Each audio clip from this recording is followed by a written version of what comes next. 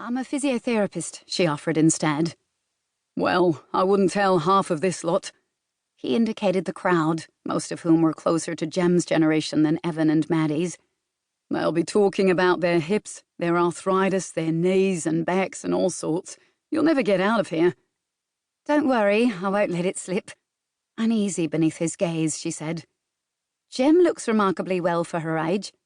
She is, apart from some mild arthritis in her wrists, which she says gets in the way of her doing so much around the house. She's as fit as anything. She's a bit slower moving than she would have been 20 or 30 years ago, but she's lucky. Jem closed the box and turned to Maddie. You've made my day, dear. It's certainly a novel way of showing 100. She giggled. The penis could be the one, and the test... That's enough, Jem. A girl with the same smile, dark eyes and dark hair as Evan emerged from the crowd, holding a yellow balloon between her fingers, ready to be blown up. I'm Holly, Jem's granddaughter and Evan's sister. Unlike Evan, Holly had let the curls of her hair tumble out of their own free will.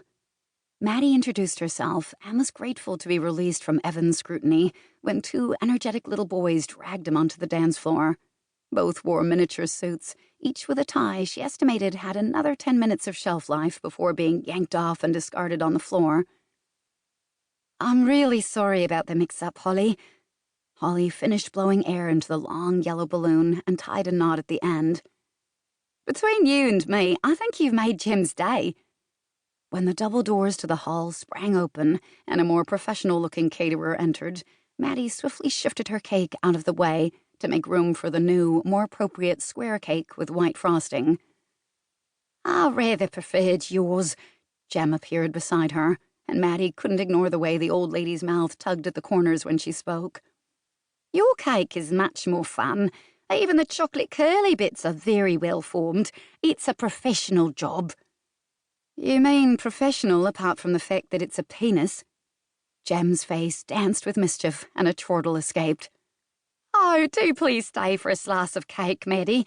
It's not every day I turn 100, and it's not every day I meet a fresh young face like yours. Of course I will, but I'd better deliver my cake to the bachelorette party first, or there'll be some angry ladies out to get me later.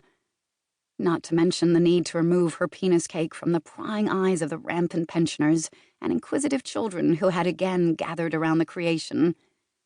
Promising she'd return, and uncomfortable beneath Evan's gaze from across the room, Maddie carried the cake out of the party, concentrating on putting one foot in front of the other as she crossed the car park.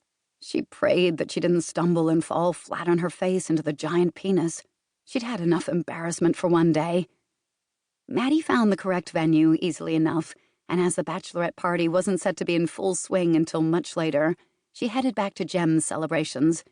It was the least she could do after she disrupted the start of the party so spectacularly. At Jem's party, Holly welcomed Maddie into the crowd that had at least doubled in her absence. They joked about the cake again, and it wasn't long before Jem noticed her return. I'm glad you came back, said Jem, linking Maddie's arm with her own and leading her into the throng. You're just in time. Maddie realized how frail this little old lady really was, despite her energy. She was ever so slightly stooped at the shoulders, reducing her height to just below Maddie's, and the skin on her arm felt papery. Maddie suspected what kept this woman plowing on through life was her enthusiasm and obvious appetite for merriment. From her vivid cardigan to the little gray curls that danced from the top of her head, all the way to the nape of her neck, her laugh and the twinkle in her eye, Jem radiated warmth and fun.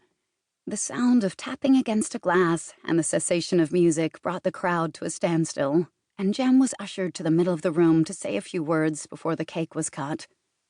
Maddie stood at the side of the dance floor, feeling conspicuous as that girl who brought the penis cake.